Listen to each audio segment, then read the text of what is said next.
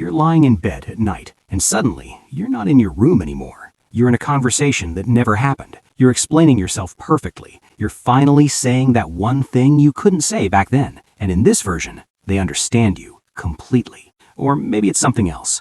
You imagine becoming insanely successful, people admiring you, your life finally making sense like a movie where everything connects. And then your phone buzzes, reality hits, and you realize none of that actually happened. If that felt a little too familiar, don't worry. You're not weird. You're not overthinking. You're experiencing something far more common and far more interesting. Because the truth is, some people don't just daydream, they live entire alternate lives inside their head.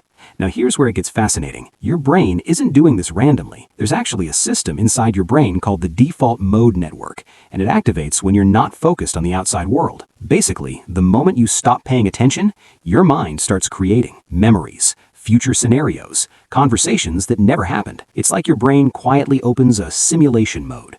And for most people, this happens occasionally, but for some people, that simulation becomes their favorite place to be. Think about it. In real life, conversations are messy. You forget what to say. People misunderstand you. Timing is terrible. But in your imagination, you're calm. You're confident. You say everything perfectly. No interruptions. No awkward silence. No regret. It's like having a version of life where everything finally goes right. And honestly, who wouldn't want that? Let's make it even more real. You're in the shower, and suddenly you're arguing with someone in your head. Except this time, you win. Not just win, you absolutely destroy them with logic, confidence, and perfect timing. And your brain goes, wow, that felt amazing. Meanwhile, in real life, you've been standing underwater for 12 minutes staring at a wall like you just unlocked enlightenment. Here's the deeper psychology behind this. People who imagine fake scenarios a lot are usually not escaping reality in a lazy way. They're compensating for something. Maybe conversations where they couldn't express themselves, situations where they felt powerless, moments where they wished things went differently. So the brain does something genius. It says, let's fix it internally. Let's replay it, rewrite it, perfect it. And suddenly, you get closure, even if it's not real. But here's the twist. Your brain doesn't fully separate imagined emotions from real ones. So when you imagine something intense, your brain actually feels it. That's why imaginary arguments feel satisfying. Fake success feels motivating. Made-up scenarios feel comforting. It's not fake to your brain. It's an experience. Now, this can be a superpower. Yes, seriously, because people who do this often have high emotional depth, strong imagination, ability to visualize outcomes, deep self-awareness. These are the same traits used by writers, creators, visionaries. But there's also a darker side. At some point, the imaginary world can start feeling better than real life, and that's where things slowly shift. Real life becomes unpredictable, uncomfortable, imperfect, but your mind? Always under control, always satisfying, always safe. So what happens? You start going back again and again, not because you're lazy, but because your brain learned something very important. Hey, I can meet my emotional needs without the real world, and that's powerful. But also dangerous, because real life doesn't pause while you're inside your head. Time keeps moving.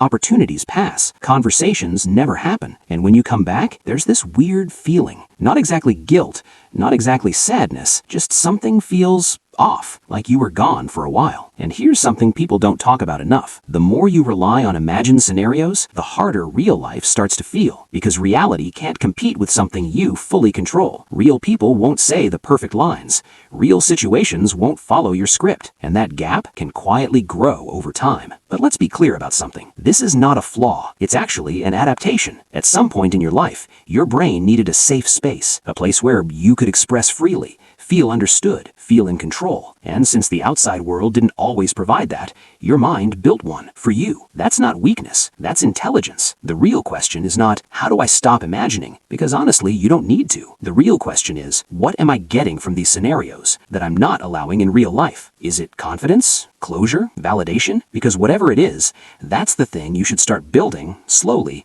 outside your head. Maybe you don't need to stop imagining that conversation.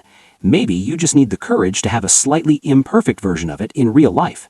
Maybe you don't need to stop visualizing success. Maybe you just need to take one small step towards it, because your imagination isn't the problem. It's actually showing you something important. It's showing you the life you want, the words you wish you said, the person you know you can become. And the fact that you can create such detailed, emotional, meaningful worlds inside your mind, that's rare. That's powerful. That's something most people don't even realize they're capable of. So next time you catch yourself drifting into a fake scenario, Don't immediately judge it. Just pause for a second and ask, what is this trying to give me? Because the answer to that question might quietly change the way you live your real life. And if this video made you feel something, even a little bit, then maybe it's not just in your head. Maybe it's something worth understanding.